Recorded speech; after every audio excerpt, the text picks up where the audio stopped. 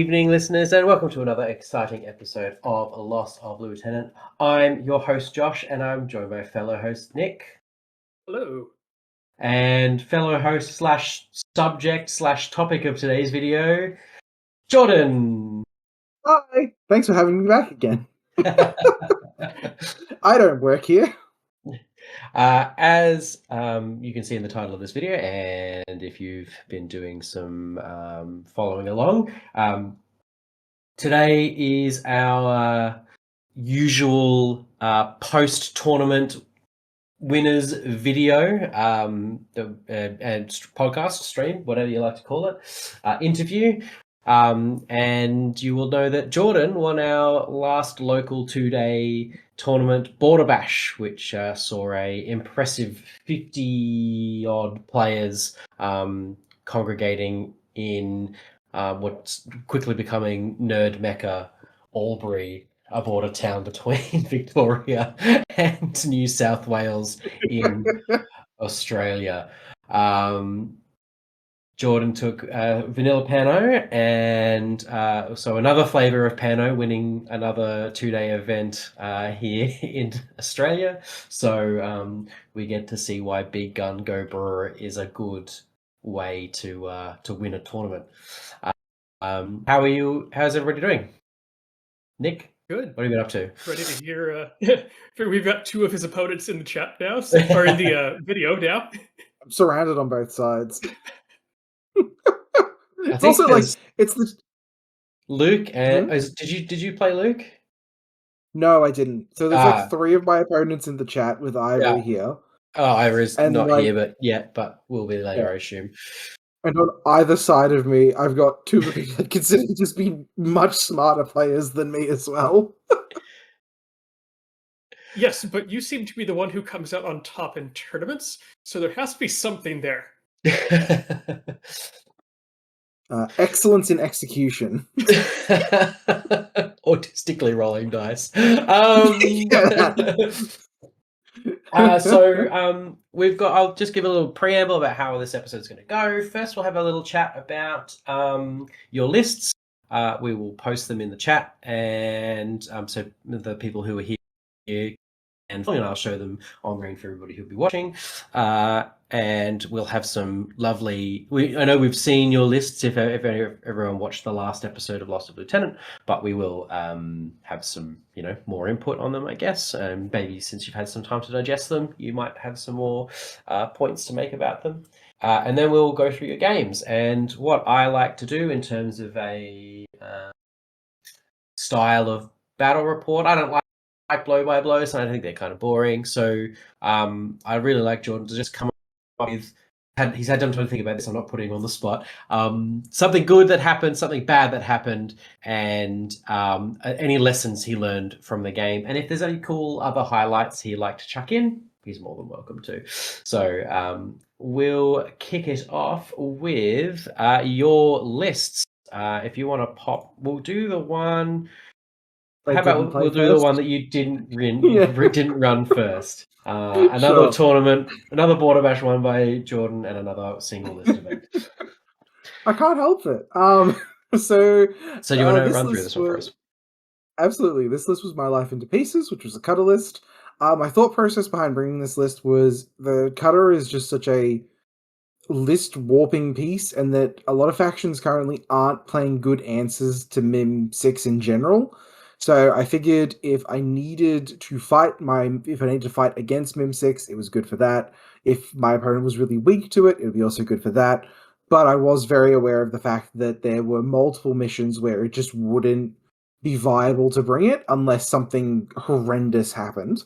But I love the list a lot. So the first group is Cutter Lieutenant, Fugazi Dronebot, Banshee Killer Hacker, Tech Bee, Teutonic Knight Specialist Operative with the Submachine Gun and Panzerfaust, love that boy, Sierra Dronebot, Help Militiaman, Warcore 360 Visor, the Fennec Fusilier Triangulated Fire Thunderbolt Mine Layer, Thunderbolt +1 Burst.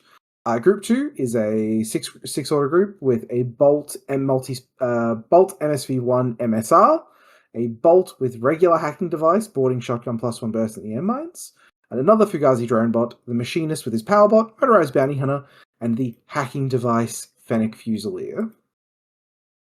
Cool. I know you didn't run this list, but it was posted recently on Reddit for someone who I was asking about some vanilla Pano lists.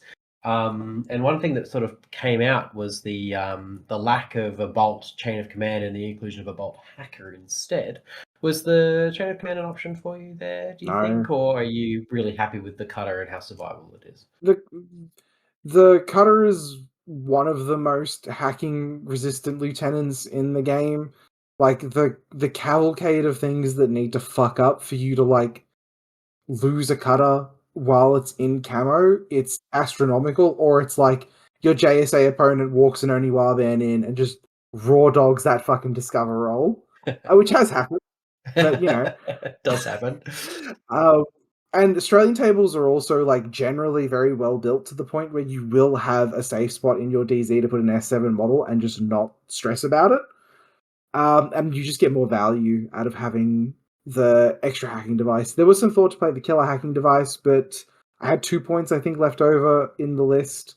So, and I already had the Banshee, so I just don't think I needed a second killer hacking device. And a regular hacking device on a BTS 6 body as well is just, it's about where you want to be, I feel like.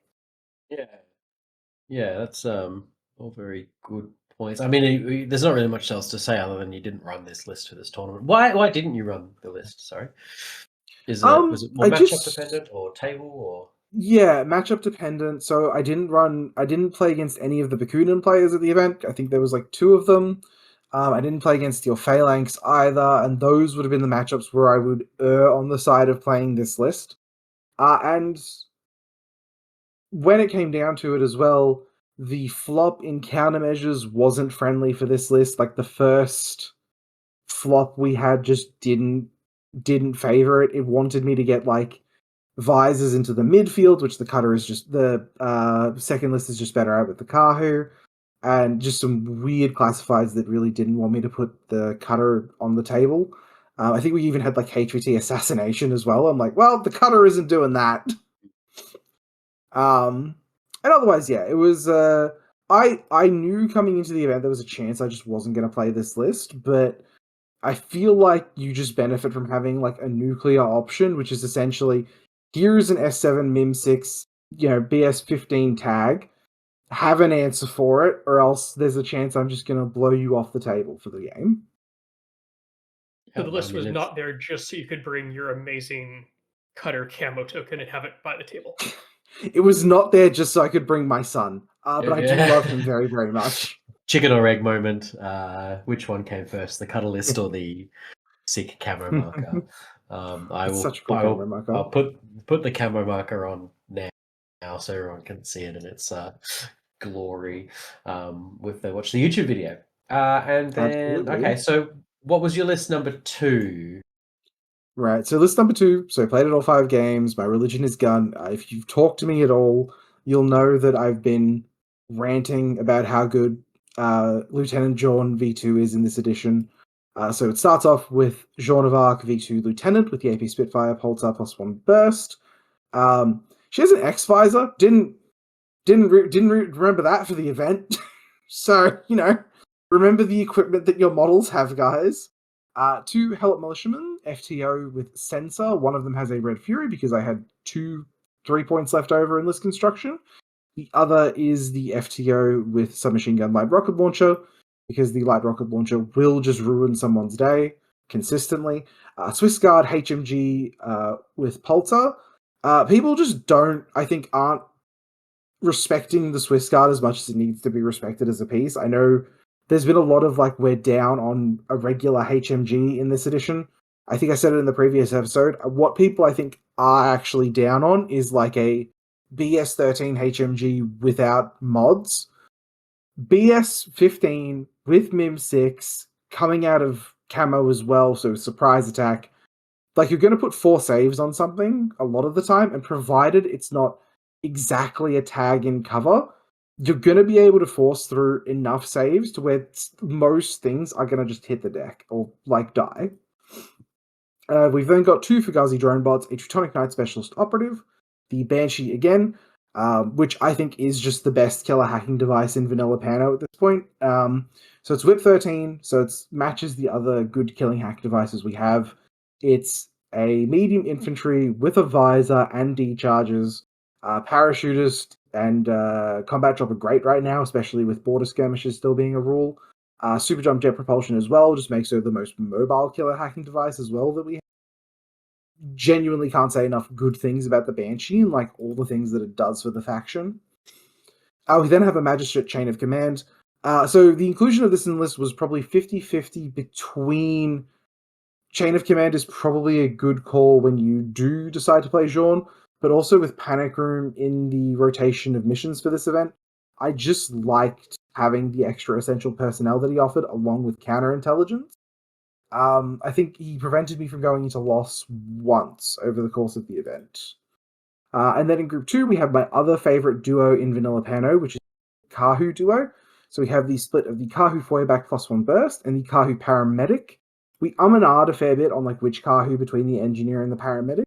I ended up going with the paramedic just because cryogenics was in this mission lineup, and you just want, especially when you're playing Pano, you just want to take advantage of those specialist bonuses wherever you can, because raw dogging the old whip 12 button press is just not a fun time for most Pano players. And there isn't a huge material difference between the paramedic and the engineer. The paramedic is actually cheaper, so it saves points. We then have a Warcall 360 visor, a motorized bounty hunter, never leave home without him. And then the Fennec package in this list is a hacking device and a forward observer. I had the option between the forward observer and the Mindlight Thunderbolt +1 burst. We went with the forward observer because the access to disco balls is more relevant in this list, where you might need to move vulnerable pieces around that aren't sitting under a MIM6 camo marker. I think the Kahu Paramedic is probably the right way to go over the engineer, just because, well, you said their classified coverage is fairly similar. You did it the mission bonus, but also you have a bunch of fleshy things here to paramedic potentially, whereas you don't really have anything to engineer that you care about beyond what, Fugazi? Yeah, pretty much. I mean, if the Swiss Guard or Joan get stifled by some hacking device, then maybe. But the way that you play them, I don't think that they ever really would. So yeah. Again, and Speedball as well has gone a fair way to helping to not have to run something like being able to essentially get like a get out of jail free card in terms of like a free wound or a free structure on something important is just really good for the faction. I guess since I did get to play this list for all 5 rounds, there are a couple of things I figured out in the aftermath of the event. Joan needs an extra warm body. Sorry, something in Group 1 that isn't a warm body to get 1 extra dude for her coordinated order, because I'd often struggled to fill out the last slot, even when that coordinated order wasn't just the Swiss Guard screams and hides under a camera marker again. Which was definitely the way I used that for the most of the weekend. So potentially something like moving the motorized bounty hunter or one of the Fennecs back into Group 1. Probably the forward observer, if I think about it, just because it's just a good use of like getting him a bit of free movement forward if needed. I like the split of Helots as well, actually, provided that you deploy them really like sensibly and don't try and set them on like 30+ inch sight lines. The Red Fury actually kind of does work as just like a nice little roadblock of, look, it's 5 burst. I have, whatever it is, like the 23% chance to crit on any given roll. And I liked that you are sort of incentivized to fight them, and the more time you spend fighting Helots, the less time you spend doing the game mission. I think that, I mean, if I was running or building this sort of list, I'd sort of be worried about the Helots sort of being centered in a single location. But I guess the inspiring leadership change for N5, where they give you the extra 2 inches of coherency, did that allow you to sort of spread out the helots to cover multiple lanes of fire, or did you mostly concentrate them so they were watching the same lanes? No, I'd often try and get them looking down different corridors. Like, for instance, in cryogenics, I had them watching like 3 different buttons, basically. And the extra 2 inches, so a full 10-inch bubble of coherency was a surprise. Like, this, you don't expect how much extra space it actually is to work with, but It's you 4 inches can, exactly. yeah, you can get a lot of extra room off of that to get them to watch the sightlines you need them to watch. And along with them being in the fire team as well, you actually, if they survive your first reactive turn, you get to spend a turn repositioning them into even better spots. And you're not spending orders exclusively on moving helots around. You can basically cover like almost a whole half of the table, because it's 21 inches that you can place 3 models in, provided that the the fire team leader is within 10 inches of the other two. So it's means that you can play a lot. I mean, I've been running a lot of like multiple ARO pieces in a single fire team, and the coherency restriction on the on 8 inches, making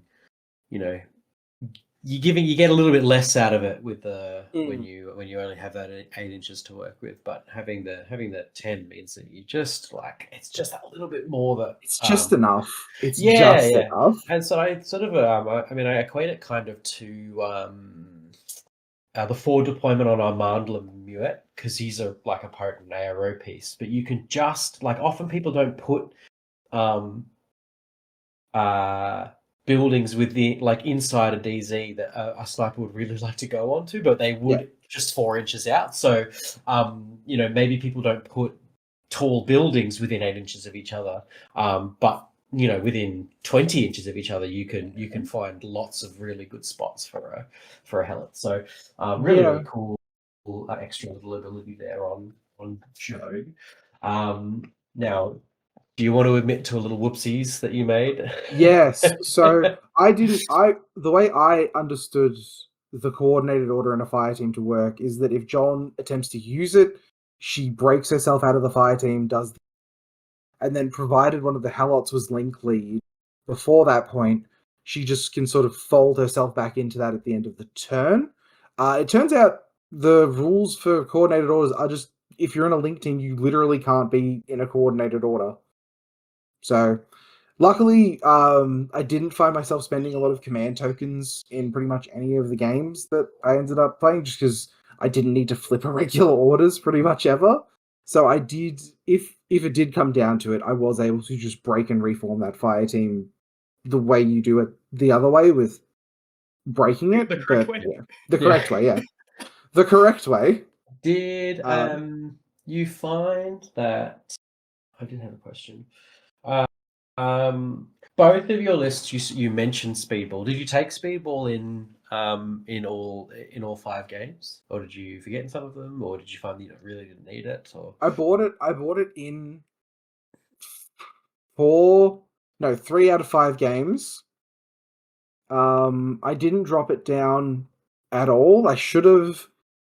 I didn't need to in 2 of them. I should have used it in round 4 versus Nick to unbrick my Teuton. Yes. And that was it. right, very cool. Speedball, cool. I like the way Speedball's sort of positioned in the game now, though. Yeah.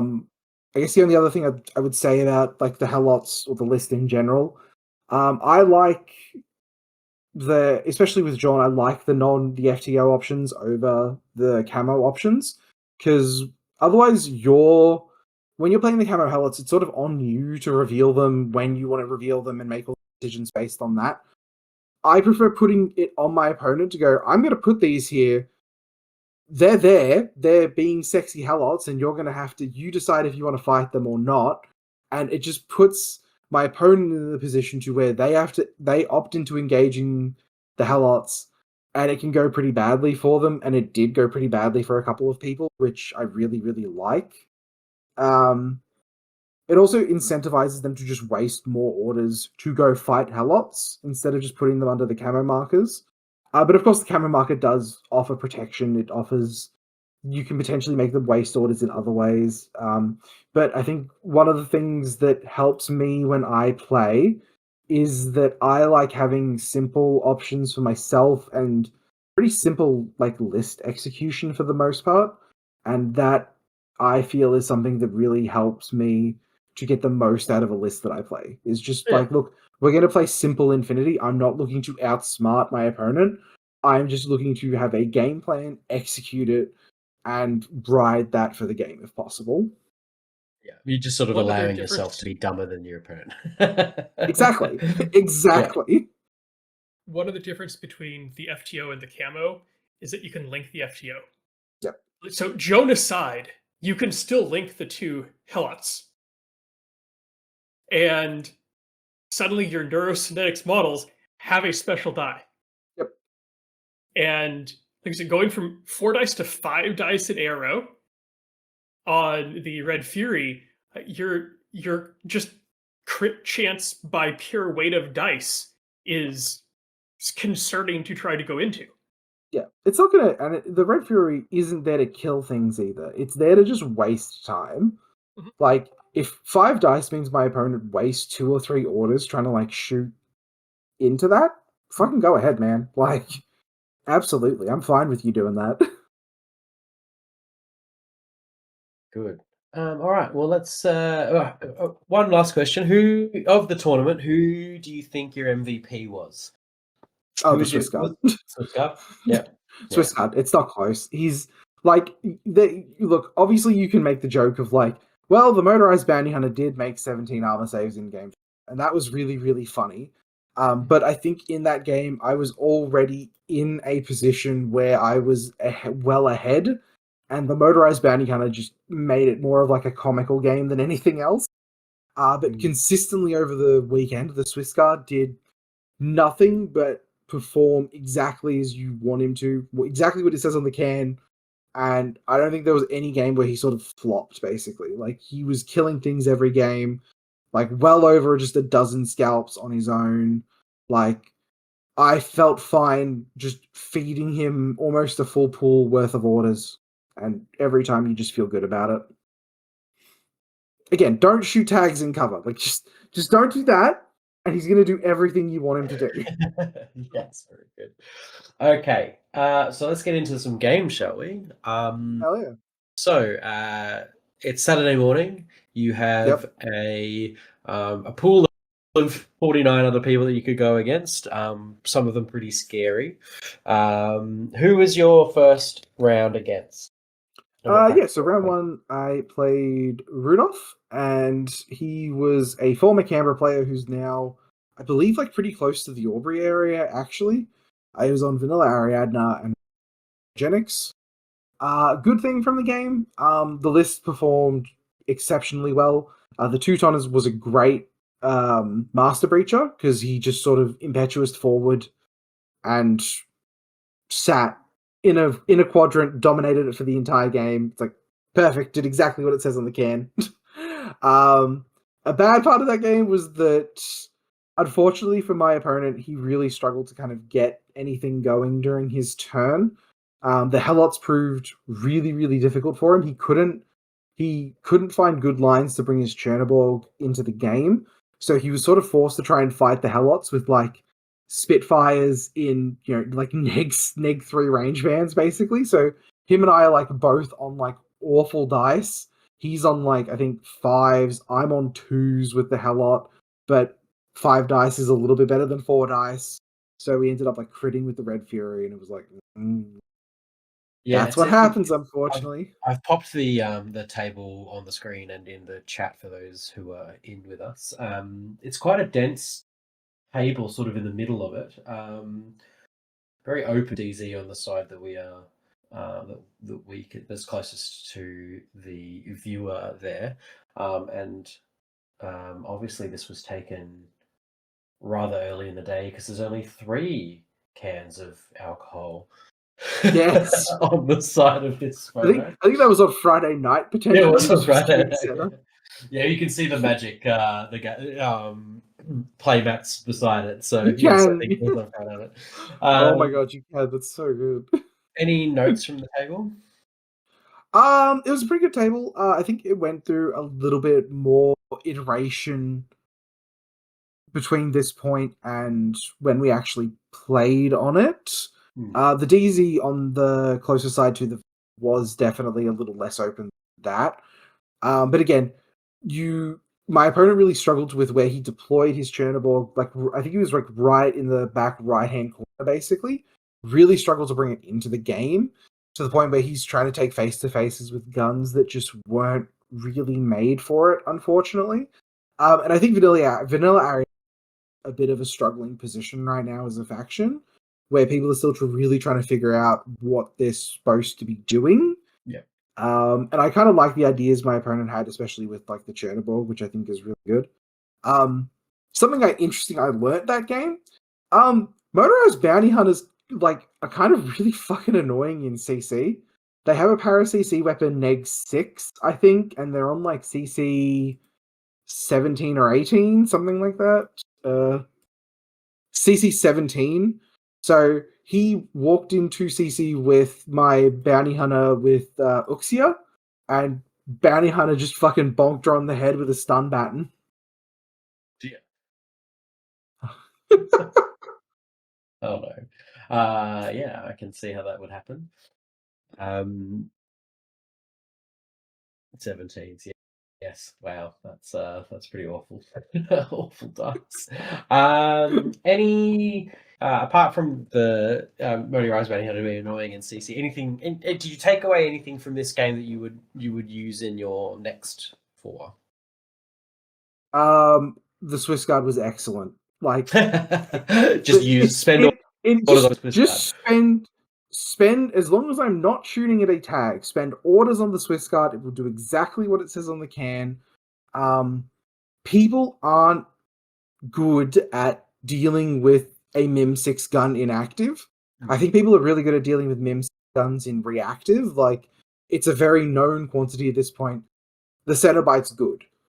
Phoenix is good. Like, Mim 6 guns in reactive are good. You need to have ways to deal with them. There aren't a ton of, like, Mim 6 guns in active that are being used right now.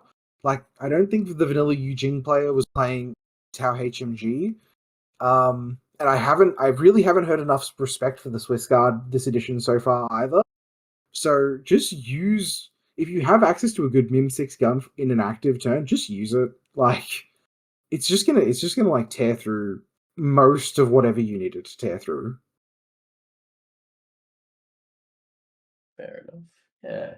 All right. Round 2. I can tell you was against yours truly. It was on this table. People playing at home. And I was on JSA Oban. Jump into it, Jordan. What's good? What's bad? What did you learn? I hate Oni Wildman, and I'm so glad reserve down. It wasn't. I'm gonna roll a fizz. I'm gonna roll try and roll a 15. I'm like, oh thank fuck. Thank you. That's scary. But other than that, we were playing Mind Wipe as well, weren't we? Yeah. Yes, we're playing Mind Wipe for this mission. Other than that, I think again it was a case of the Helots doing exactly what it said on the can, where you essentially spent an entire group, I think, worth of Oyuroi orders just killing the 2 Helots. And it was also a case of like when a game does sort of go let you get lucky, just sort of ride that and let it kind of like take you through the game. Like, I don't know, Josh, do you want to explain what happened from your perspective? Yeah, I saw a line to slam down. I deployed on the side that is in the viewer is taking the photo from. And I saw a line where I could run down the entire right flank with Yojimbo and expose just a little bit of maybe poor positioning on the Kahu, where I could basically just attack them for free. What I didn't realize is you actually also had a Swiss guard that you could have revealed and Pulsar him with or something like that. So I spent a few orders just setting up and doing. This is after I took out the Helots with the Oyuroi, which has spent most of Group 2's orders to do that. Not too much, it was fine. The Oyuroi brings 3 orders on its own, so it's not really a huge issue. And once the Helots are down, I think there's not much that you can do to kill it, so I was kind of okay with just sort of letting it butt out. But the one thing you could use was the Feuerback, so I felt like I really needed to kill the Kahus, so I spent a couple of orders getting Yojimbo into position, dropping a couple of crazy koalas down, and basically just suicide running Yojimbo into the Kahu duo. Now, on the way through, or just before that, he got spotlit, so he was targeted. So it was, I ran it into the Kahu Feuerback. You chose to shoot with both of them, and then I dumped a crazy koala because I only had one because you dodged on another arrow to get rid of it. Get rid of the first one. I dumped a crazy koala into the paramedic because I was just assuming that I would kill the Feuerback. So it was just it was a way that I could. The most efficient way that I could kill both of the models in one order, despite all the orders setting it up.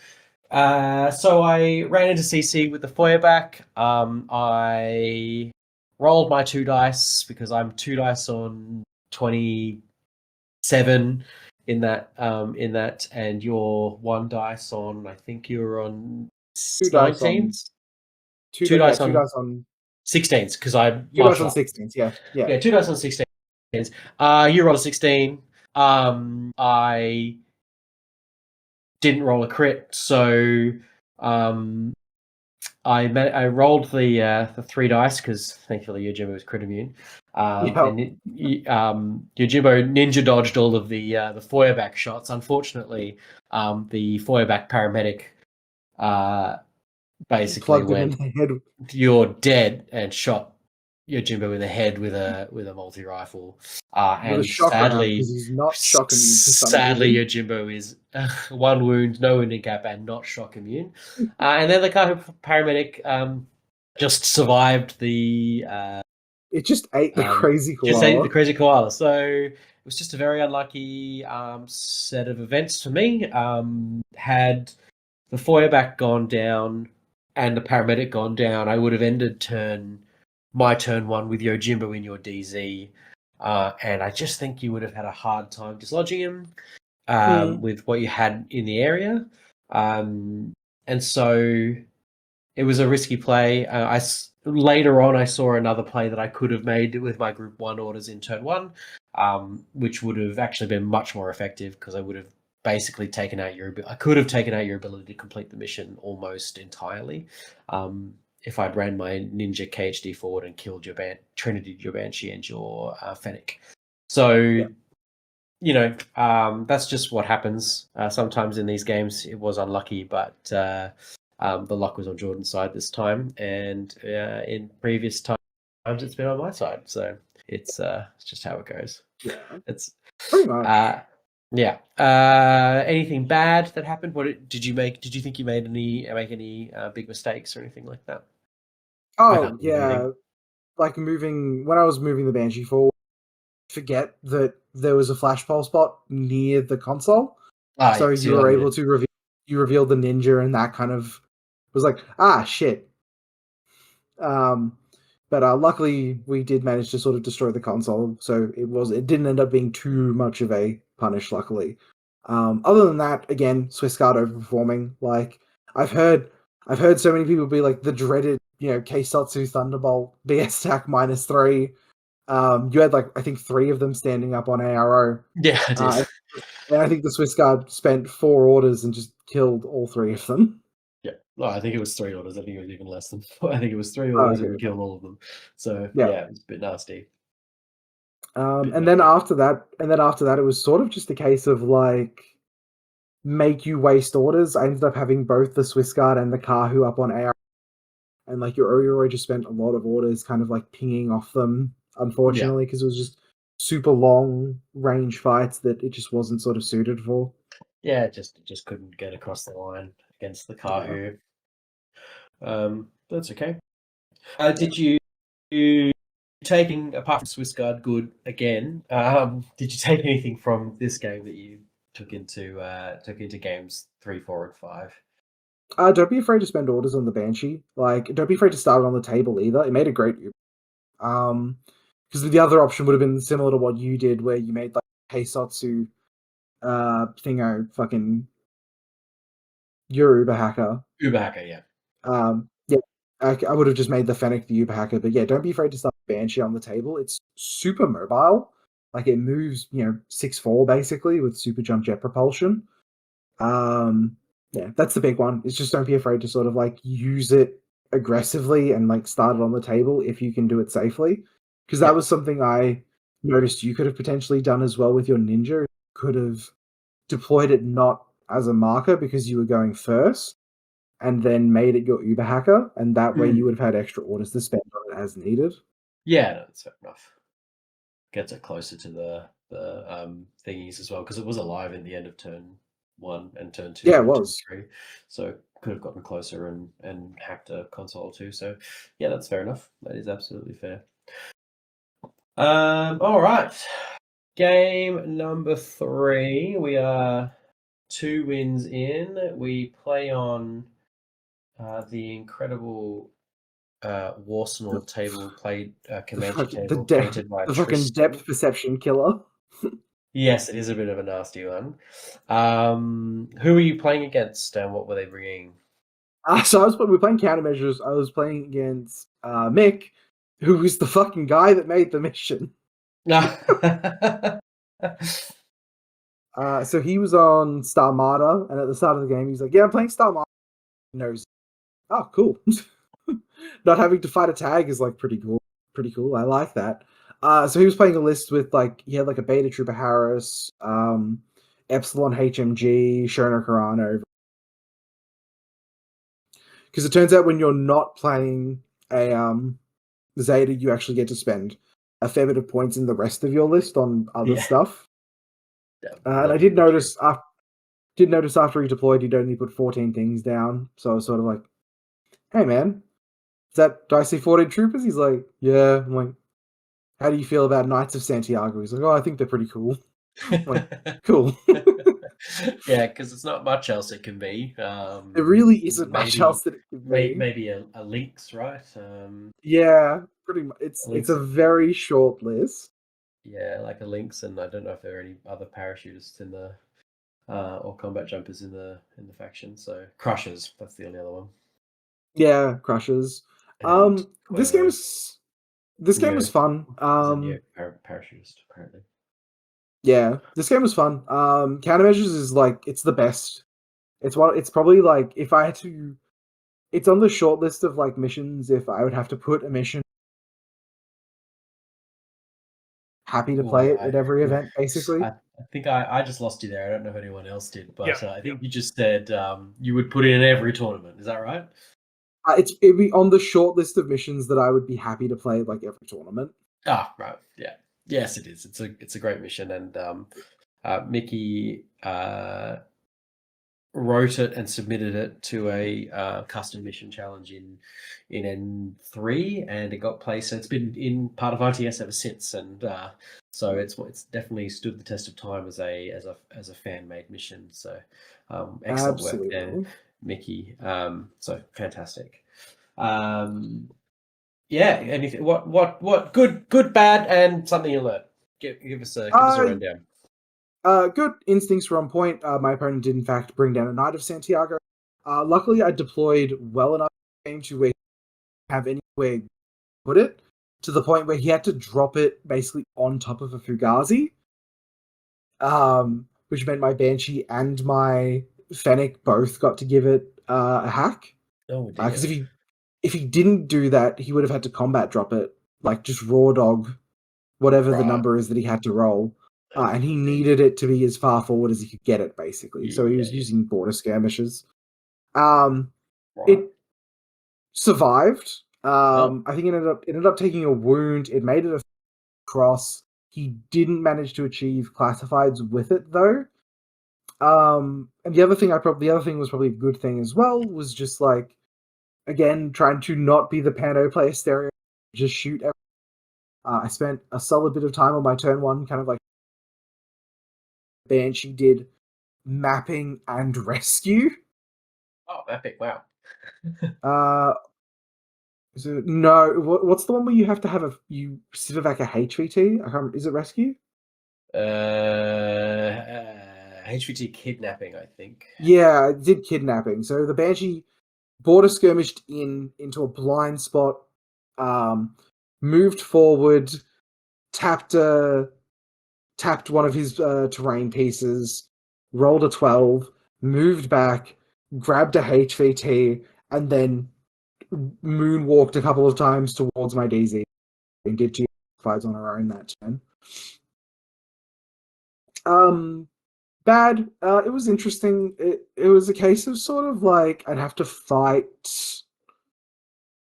sort of fight a lot of fights I probably wasn't hugely favored in. Like Seki droids are surprisingly annoying to get good fights with, especially when they're in their little like harassers where they get like that special die as well. So disposable weapons just longer.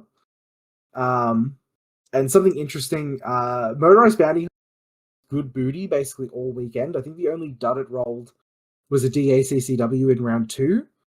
So this game it rolled a HMG. So it kind of just burned up the side of the table and was just like, I'm just going to shoot a MIM 3 limited cover HMG and sort of see where that gets. I have a very high scoring game of countermeasures as well. I think it was either 6-5 or 6-4 at the end, classifieds wise. Oh, yeah, right, okay. Yeah. Wow, good job. So it was an 8-4 or 8-5 win there. Yeah, Something like that. That's good. Yeah, which I think put me second on standings at the end of day one, something like that. We had a really funny moment. I think Nick was top. Is that right? Yeah, I was top on day one. We had a really funny moment actually, because when I think round 3 got repaired, I think times or Nick. Yeah, there was round 3 had to be repaired because I think there was a duplicate pairing. Something like that. Something like that, yeah. Because I remember I rocked up to the table and Nick was standing across from me. I'm like, I don't feel like this was meant to happen yet. I feel like you were supposed to in standings. And then yeah, we got repaired pretty much immediately and we're no longer playing. No. Yeah, it was a really interesting game. Countermeasures is just a super fun mission. Kahu, boy, fucking, it's like playing Morats again, where you're taking like fights with a Yaugat, and it's like I'm playing a 1 wound medium infantry trooper with 0 armor. Like, if I ever lose a face-to-face roll, he's just gonna explode. Yeah, that's those 1 wound models are always a bit scary to take those face-to-face rolls with. So, did you use them you use them kind of sparingly in our game? Is it something that you are like an inconsistent resource that you would have utilized those group 2 orders for, or was it something that you were pretty happy to reach for when the time came? Yeah, so group 2, the orders were either being spent on the Kahu or they were being spent on the motorized bounty hunter, basically. I essentially would look at the table, decide what the better use of orders on that first turn was going to be, and would commit to that. I think it was probably either this game where they got the most use, where they were taking like a number, like this round or round 1, probably where they were taking like a number of face-to-faces. Yeah, it's not inconsistent. It's just like use them. If you can use the Swiss Guard instead, use the Swiss Guard instead, even if it'll take like an extra order potentially. But if you need to fight a tag, like you need to fight a tag. So just, nut up. Well, at least you know that like if you fight a tag, it's gonna die if something goes Yeah, wrong. So it's exactly. like, I'm taking one roll, and like if the tag dies, great. If I die, oh well. Yeah. Yeah, fair enough. They are built for it with the feuerback at least, right? Because you go outside 32 versus like a multi HMG tag, you neg 9 them, and you're on 10s. Yeah, they don't. I don't think the HRMC goes neg 9, but that's okay because there's not that many in the game. Yeah, Because they don't there's go like 2 of them. Yeah, they don't get Yeah. zeros after. Yeah, HRMC is the same as for your feuerback, yeah. All right. So that is 3 wins at the end of. We were playing. Who did you play again? You played Nick. Nick was on Morats. In round 4. In round. Oh, so, wait. We talking about round 4 or round 3? We were talking about round 3. Okay, so you played. Who did you play again? Sorry. Played Nick. Mickey, and Yeah. He was on Star Marder. Star Marder. Right. Yep. That's right. Okay, so we've got three major wins on at the end of day 1. How are you feeling? How do you spend your evening at our amazing social night that Kevin so graciously organised? Yeah, I felt pretty good. I probably shouldn't have gone as hard as I decided to, but I was at Borderbash to have a good time, and I was committed to doing that even if it was going to be to my detriment on day 2. So we had many drinks at the social. I also was like, I'm not first in standings, I'm second in standings. So like, I have a reason to sort of not care that much. And I think I was talking to Frank and Tara, and they're like, "Oh, you're not gonna drink a ton, right?" I'm like, "No, you guys need to get me drunk." And they were like, "Okay, like we can do that." So yeah, I think what time did you and we got back to the hotel? What, like a bit past midnight, basically, like 12:30, something like that. Yeah, 12:30, 1 o'clock, something like that. Yeah. It wasn't horrible, but there was many drinks had. A few people in the chat here were a bit loose. In fact, most of the people in the chat here were a bit loose, apart from maybe Luke and Nick. Yeah, maybe Luke and Nick, two very responsible human beings. I think the main takeaway from day 1 as well is that I was very happy where my list.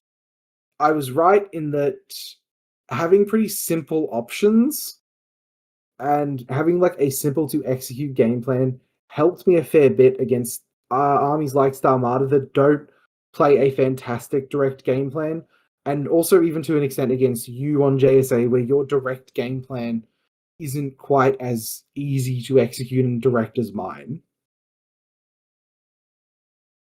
Yeah, I guess that's sort of like, that's the sort of detriment that JSA has to play against. They have to play the game on hard mode kind of inherently, and so you have to have a good understanding of the game, which means you have a little bit more thinking to do. And I guess I'm just not quite at the point where that's first order thinking. I just haven't got the wraps in, and they're maybe our listeners won't know what first and second order thinking are. I'm having to put a lot of cognitive load into thinking about it. So there's there is definitely if you want to win tournaments, there's definitely a point to make about making your game plan as simple as possible, meaning you can execute it very consistently, and it'll be consistent against a variety of different opponents. Is that your experience?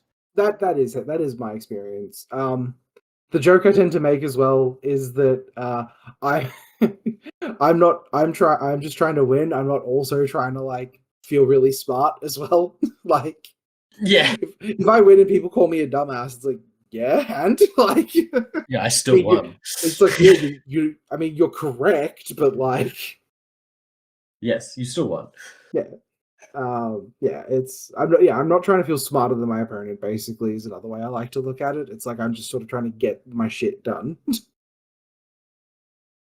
Yep, I mean that's very fair and reasonable. Okay, so we've had a big night on Saturday night. It is now 5 hours later. You get home after you get home, and we've had to wake up and go play some Infinity. Round number 4 is against our very own Nick on Morats playing Panic Room. Yes, sir. I think when Nick Uh, rocked up to the table as well, I was just sort of sadly eating a muesli bar. Well, you already handed me your McDonald's, so I did. So yes, there is only one way to eat a muesli bar, and that is sadly. Right. Well, what were you thinking going in? What's good? What's bad? What was your game plan? How are you going to execute this vanilla Pano into Panic Room? Yeah, so again, I felt like, because I knew Nick's list, I felt like I had a much easier to game plan to execute than Nick did. He had a core link that was more tricky to operate than anything that I was trying to operate in my list. It would also was going to depend on the role as well. So what ended up happening was Nick won the role, opted for deployments, which meant I'm sort of priced into going first as well. Yep. Because I'm not going to hand him second turn, especially not someone who is as good as at the game as Nick is, where I would be pretty comfortable with him being able to prosecute a really effective punishing offense into whatever it is I'm trying to do. But my game plan was a set. Go ahead. I don't think you had a deployment zone. I didn't give you a deployment zone that could be hard seconded from. No, not in the slightest. You took the functional deployment zone, and I took the good access to the room. Basically, was how it ended up shaking out. Yep. Yeah. So for those in the chat, and obviously I've popped this up on the screen for viewers on YouTube, we are playing on Hugh's very wonderful downtown Kermanshaw table made from the Brutal Cities Eternity Labs preset with a objective room haphazardly slapped in the middle there. Yeah, it did not wear that room well. Yeah, it looks like it's a difficult one to navigate. Yeah. There's some interesting things going on with the table, but yeah, difficult one to navigate. Yeah, Kevin so rightly says that's why table voting was day one. Yeah. So coming into it, I had two options basically. It was plan A was to take out Nick's sort of floating models with the Swiss guard, and plan B was so plan A was either Swiss guard ends up in the room at the end of turn 1, or Joan ends up in the room at the end of turn 1. Yeah. The way it ended up shaking out was the Swiss guard kind of just whiffed immediately. It was actually quite funny because, again, I knew Nick's list, Nick knew my list, so I ended up reserving the Swiss guard just to try and get it in the best position I could possibly get it in. Yeah. And it still just immediately failed to kill the Rendak. I'm like, God fucking damn it. Right. So we took 2 or 3 kills with Jean and the motorized bounty hunter, ended the turn with Jean sitting in the room. And this is where I think, like, I was sort of, this is the good for me, was basically like, I'm telling Nick here is my essential personnel, here is AROs in the room, you need to come deal with this, and you need to deal with it this turn, because otherwise I'm going to get the ball rolling, really efficiently scoring on my side of the game, basically. And I'm not quite sure how Nick feel, or how Nick would sort of categorize it from his side, basically. Oh, that's absolutely it. You needed to take the panic room and fortify it top of 1. Because otherwise I would do the same on top of 2, or bottom of turn 1.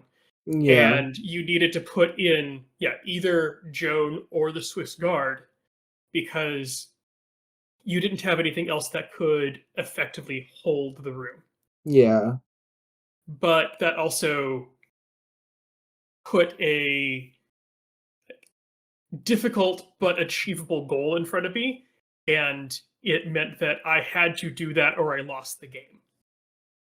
Yeah, you were. It felt very much like you were priced into playing the game that I had set up, because Mhm. otherwise it just wasn't going to work out for you. And the way it ended up going was that you did kill John, but it was essentially at the cost of an entire core link. Yes. Um, On a yeah. side note, do not pick up your dice. Do Yes. not pick up your dice, and do not pick up your dice. Lesson learned from Nick: don't pick up your dice. Um, right. What about anything bad happen from your end, Jordan? I mean, it's very difficult to say that you played 5 games and won all of them, and have to think of something bad that happened. But It was definitely the dice thing with Jean. So so what happened basically was because Jean had killed multiple things on turn one, so she had frenzied. I think I mentioned it because I mentioned it before the run happened. Basically, I was like, I guess she's gonna frenzy, but it's fine. So we stuck her in the room. She was frenzied. Nick executed sort of an attempted assassination run on her with his Kyosot core link, essentially. Mhm. Rolled his first set of dice against her. Went, oh, that's a hit. Picks him up. I roll the save. I make it. He does another order, and then I mention, thank goodness that John at least has limited cover here, and he was like, "Fuck." Okay. Did I get that right, Nick? Uh, I didn't pick up the dice until after you had rolled your saves. But Uh, at that point, I think it was like the order was concluded and yeah, we moved on to the next one. And I was picking my dice up for like whatever the next thing was. And then it clicked that, wait a sec, partial cover. That was not like for having 3+2 special dice. I rolled badly, mm, and the 3-point swing for not having cover would have taken it from 1 hit to 3 hits. yeah, something like But that. I'd picked up the dice. So it was what it was. Yeah. Yeah, yeah. Leave your dice in your tray is sort of the big takeaway, I think, and that was sort Yeah. of yeah. Um, the what ended up being the case there is that because it costs so the big sort of swing for this game is because it costs Nick his core link to try and to execute a kill on John on my turn. Nick was then pretty critically low on resources for the rest of the game, basically, while I could afford to continue just feeding things into the panic room, and it wasn't costing me a lot. Yeah. Yeah. Yeah. That basically sums it up. Cool. Anything, and last but not least, anything learned that you could take into round 5, apart from knowing that you'll be playing your eternal nemesis, Yeah. Ivory. The Kahu can lose face-to-face rolls, so this was as well the first game where the Kahu took a face-to-face roll in my active turn and just fucking died. Ah, I think it fought Nick Soggerat and just blew up. I'm like, okay, lesson learned there. That can just happen sometimes. it certainly can. Hadn't happened yet, but it absolutely happened that time. And yeah, no, I think Nick and I finished before Ivory and Luke did. Definitely glad that I didn't have to play Luke in the finals. The salty run back with Ivory was a lot of fun. Luke is a fucking exceptional player and is a very, very scary person to stand across the table from in the finals. Yes. Yes. Also, I just hate playing against assassins, man. It's just I fucking hate it. Yeah, I was one of Luke's punching bags in the lead up to the tournament, and assassins it can be nasty. They are I just nasty. didn't want to deal with for days. I'm like, nah, I'll take fucking hate guided bullshit any day of the week of having to deal with fucking for days and for days. Um. All right, so we're into round 5. You are 4-0. You're going to do the quote unquote the salty run back. The salty run back against Ivory, which I believe was it the final last Borderbash as well? It was. Yeah. Fucking excellent. I know, You're right? playing on this table, but this table was the picture of this table was taken on the Friday night, and it was prior to it having an objective room placed on it. Yeah. I don't know what this table looked like with an objective room on it, and maybe there's a photo somewhere. It did not wear an objective room well, unfortunately. Yeah, it was one of it was one of those tables where the objective room just really didn't help the table, and it really didn't benefit the table. I think Ivory will probably back me up on that one. Going into the game again, I'm sort of because Ivory you're playing. Yep, we're playing the Armory, and you're playing against Ivory, and Ivory is on white banner, correct? Yep. The interesting thing here actually is that we're both sort of priced into taking certain lists. Ivory technically could have taken their Armory list, but they were saying to me they felt priced into taking their Hate list because they were more comfortable on it and they needed the guided option. Mm. And meanwhile, I'm priced into taking the Joan list just because you're not going to play a tag in Armory. But again, it's the list I'm more comfortable on and the list that I like playing the most. Yeah, I mean, and like it's you now have four reps on it, and exactly.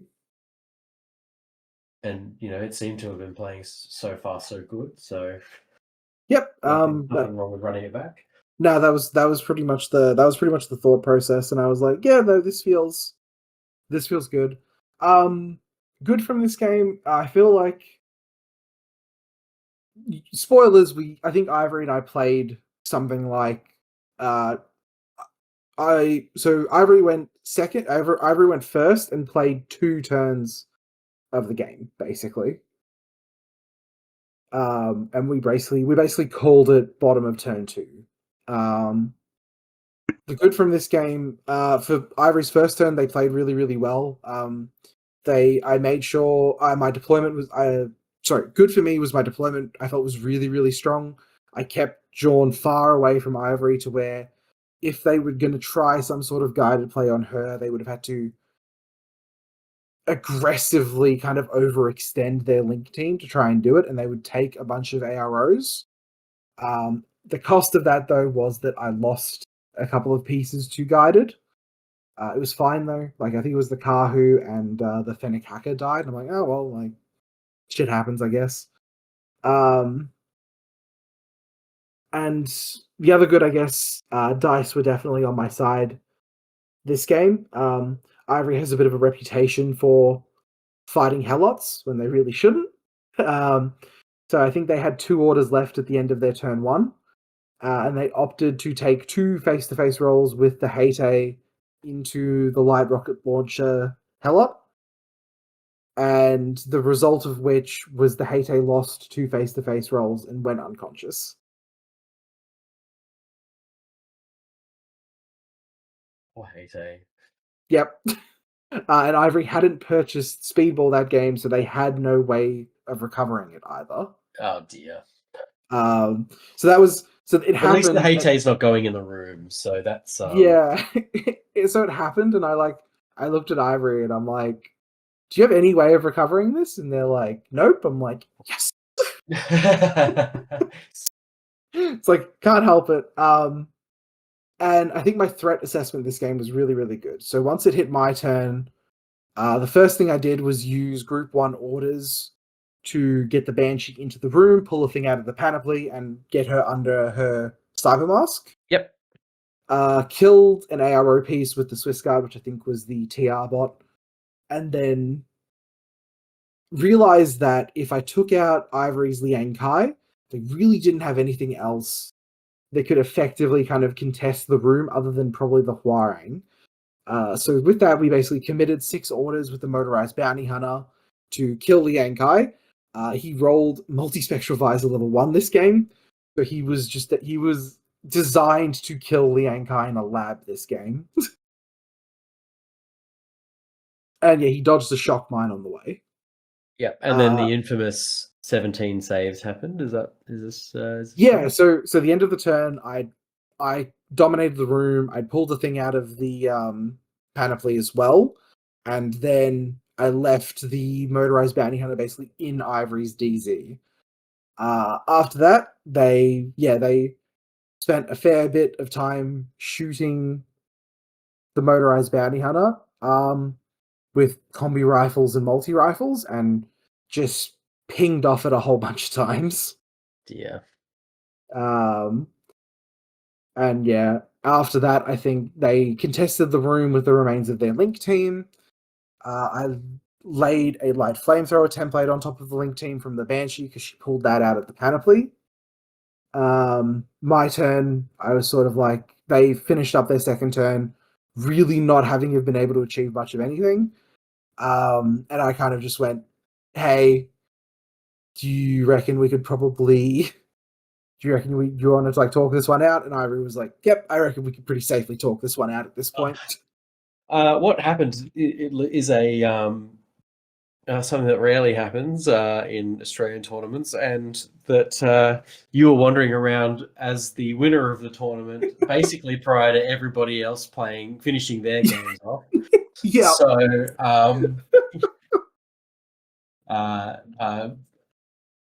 winners of players of top table in tournaments should take a lesson there and from Ivory and just concede at the end of that. Sorry, Ivory. Oh god. It was an aforementioned notorious thinking man's player saying never in the chat there. If unga, why bunga? Very good. Very good. But it's look, the motorized bounty hunt, I think it was more funny than game defining. I think, like, I feel like after my turn one, I was really, really well positioned to sort of steer and control the game for the remainder of the turns. The motorized bounty hunter doing what he did just sort of accelerated that a fair bit. Yes, well, I mean, it's certainly generated a lot of memes. Absolutely, yeah. In everything to do with Australian Infinity. So, yeah, the motorized bounty hunter will live on as a forever as an Ivory and nemesis. Ivory boogeyman. Yeah, Ivory boogeyman. The motorized bounty hunter. And the sexy man and the sexy hell. So you finished up on Vanilla Pano with 25 TP, 44 OP, 1,160 VP, and we take away the Red K Cup, which for those listeners is that don't know is the state championship, basically. is the state championship for Australia. You were only beaten out on VP by Hugh. Yep. Hugh had 1,163 VP with his Morats. And so very survivable games, very good scoring, OP, and of course 5 major wins there makes you on 25 TP. So excellent work. Only dropping the 6 OP was actually pretty surprising when I went back and thought about it after the event. Yeah, it's a fantastic effort. Sorry, go ahead. Yeah, no, go for it. The big takeaway as well from the list after those 5 games, it's super survivable. Because it has like 3 different main guns in it, and each one of them is sort of suited to fighting different things. It's a very hard list to scalpel effectively. And it has a surprising amount of like good hacking play available to it as well with that Banshee, and just the number of like repeaters in the DZ as well as the fast panda that you get with the Fennec as well. And I feel like it was Well, I mean, I have 3 of my opponents here. I feel like it was a pretty annoying list to play into, probably. It was an annoying list to play into. I think it could have been a lot of its classified competing ability could have just been scalpeled out if if someone targeted both your Fennec and your Banshee on their turn 1 before you were able to like complete any of the missions with either of those things, because the Banshee seemed it was pretty key to your play. So potentially the Banshee and the Fennec hacker being taken out would have been the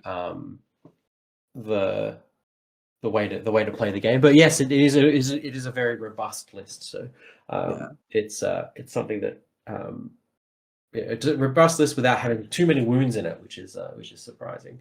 So Kevin wants to know: is the Swiss Guard broken? Is Pano broken? Does Pano need a nerf? And how do we nerf you? So you need to answer all those questions. Swiss Guard's not broken. It's just really efficient. It was pretty underrated, I think, before the event. Pano's not broken. Like vanilla Pano's definitely not broken. I think the best faction in the game right now is probably Kestrel, though. I don't really know what you would change currently about Pano. I think it's sort of functioning as intended pretty well. I think that as we're sort of in the early stages of N5, that simple to execute game plans are just sort of going to naturally do pretty well. And I don't know how you nerf me. I'm sure people are writing spreadsheets right now trying to figure that one out. Little do you know that spreadsheets are your natural habitat. Yeah, exactly. Well, I guess this segues very nicely into a bit of Q&A. Kevin said he tried getting you fuck-eyed. Kev, I was fuck-eyed. What do you mean? So for those people who aren't Australian, fuck-eyed is a term that we used for hammered, drunk, blotto, whatever you prefer to use. This is obviously transitioned into a little bit of the Q&A, so anyone in the chat wanting to run some questions by Jordan will pick some out. Luke says, was there a strong driver for you to pick Pano for the mission lineup, and do you think you'll stick with vanilla Pano for BCB? The strong, I just really liked the way that the Joan Fire team and the Cutter played as like a list pairing. It was either going to be vanilla or Kestrel for this event, just because that was what I was on before N5 dropped, and I was more than happy to stick with it. Probably not going to stick with Pano for BCB. Winning the event with them has sort of made me go like, oh, I'll probably try something different for the next event. So it'll either be like Kestrel or maybe even like vanilla Yujing potentially. Very good. Kestrel, I assume, because it's just a bit of a power. I think everything interesting has been explored in Kestrel. It just plays differently. It plays more like I'm used to playing, where you have like pretty good close assault, like really, really good close assault options, good guns, cool tags, and there are just a lot of like really interesting lists you can sort of pull out there. Yeah. Kevin asks, do you think the Swiss is better in N5 than N4, and why? Oh, the Swiss is a million miles better in N5 than it was in N4. I think it's something like almost 10 points cheaper than it was in N4, and it gained a pulsar as well. Let me just, I'll double check that quickly to make sure I'm not talking out of my ass. Yeah, Ed says in the chat it gained a pulsar and a heavy pistol. Yeah, gained a pulsar, and yeah, it's the discount was like a bunch. Yeah, and well, also with fire teams going down in power, that BS-15 is pretty much top of the line, and your fire teams can't get access to ignore your surprise attack anymore. Yeah, surprise attack being super relevant was great. Mm-hmm. Ivory, it feels great to have my summer home in your mental back. I missed it. You said I was out, but I just moved straight back in. Exactly right. Ed asks, what or who didn't you want to see across the table apart from Luke, and why, if it wasn't asked earlier? I wouldn't have been super keen to play against Bakunin, probably, even though I had a game plan into it. Bakunin just feel like one of those factions where a couple of bad face-to-face rolls versus those Cenobites would have just really, really ruined my day. Yeah, man, John as well. He's a great guy. Fucking hard to play. He's very good at just like all the little things. Ed as well would have been a really stressful game because he's just a fucking human computer, a lot like Nick is.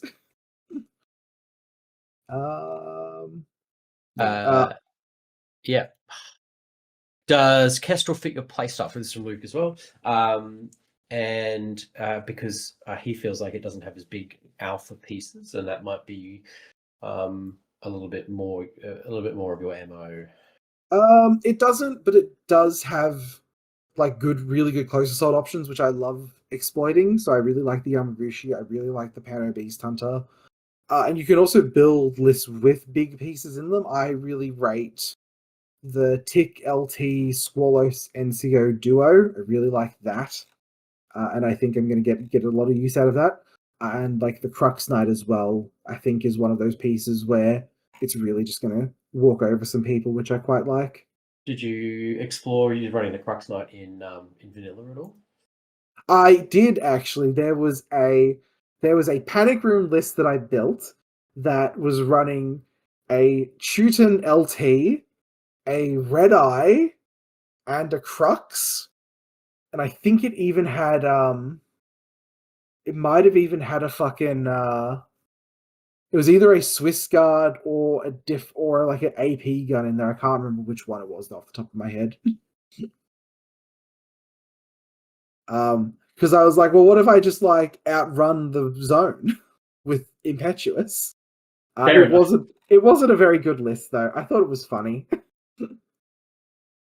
Kev asks, did you have a highlight of the weekend or a low light and a low light of the weekend? Highlight of the weekend was absolutely Saturday night. Like winning was great, but the social on Saturday night was just fucking excellent. Low light of the weekend was waking up on Sunday morning. The hangover, I assume, not the very fact that you woke up.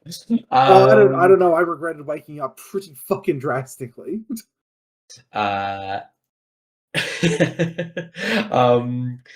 Luke asks, what was your favorite table, or was the best table for you for the event? Best table just overall, Will's Japan table was fucking gorgeous. The best table I played on, honestly, might be the one you and I played on in round 2, Josh. It just played really nicely. I'll pop pics up in the chat for where we've pics of the table that I played John on is in the chat, and I will just put Will's beautiful Japan table, that one best table at the event. So absolutely well deserved. Absolutely well deserved, even though poor Will was not there. But it was stunning. I played on it twice. That's how good it was. Yeah. The most thematically appropriate table for a JSA player to play on, true. As many times as possibly can. Absolutely. And Ivory asks, are you finally going to let someone else win at BCB? They are asking for them. Probably. Like, I think, well, I can't really say that I have an undeserved reputation at this point because I keep backing it up. I feel like Borderbash is just definitely a really good event that I just sort of feel like I do pretty well at. But yeah, I quite enjoy. I feel like I'm probably going to go like a 3-2 at BCB this year if I end up playing. Fair enough. Is where I might end up. But who knows? You never know with Infinity. I could have a good one, so who knows? Apparently Ivory said that's what you said about Borderbash. It's true, I did. You bastard. And Kevin asks the most important question: do you have a cocktail suggestion for next year? I feel like the winner of the tournament should get their own cocktail for the following Borderbash. So I mean, maybe I we don't can want. make that a thing. I mean, I don't. I mean, I fucking love an amaretto sour. Oh dear, that's a hard one to make. It is. Yeah, like Kevin says, "Oh again, dear." like an You old fashioned potentially instead. glad he ain't running it. It's funny. What's wrong with an old fashioned, Kev? It's just Kev likes expensive whiskey, I think. Yeah, absolutely. Yes, everyone drunk by 10 a.m. That seems Kev, like the no, best hold order. on. Hold on. Kev is not allowed to say that. From everything I heard about those the espresso martinis he made, they were fucking gasoline. Yes, that sounds amazing. Like, Well, I don't drink coffee, so I will have to hold that to you. But the mimosas on Saturday morning were definitely appreciated. yes. Everyone's gaslighting Kevin in the chat, so I think we might just wrap it up there. Thank you so much for coming along, I guess, to your usual haunt in Lost Lieutenant. My usual home now. and joining Nick and I and chatting about your 5 very Yeah. excellent games of Infinity at Borderbash. Can't wait to see you at BCB on either Cashel or Eugene, and everyone will be knowing what we play leading up to it because we might even raffle it off. Yeah, we're probably gonna have to do some kind of raffle, I think.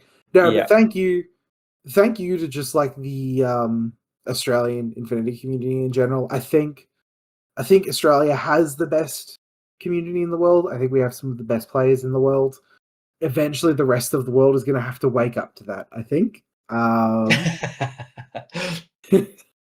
One day they will wake up to it. But yeah, Australia has just some of the best players in the world. I think some of the best attitudes towards the game as well in the world. And I've made some of my best friends currently playing this game. And Borderbash is just great for all of the people who I get to see not particularly often. Yeah. Yes, I think Borderbash is very much becoming the event of the year. Sorry, CanCon, but it's a very well run event, and Kevin has said he's not running it for next year, but we'll see about that. And Luke and I both say very well deserved win, and that is correct. We mirror those sentiments. I guess to leave it off with the quote that I said at the event. I'm not the hero that Infinity Australia needs, but I am the heel that it deserves. And I will continue to play the bad guy for as long as I have to. Until Nick and Ivory get over me. Crutch factions, here we go. Absolutely. Fantastic. All right. Well, we will we'll sign off there. So thank you everybody for joining us. We've had a wonderful time recording this one, and we'll see you next time. Good night, everyone. Good night. Good night.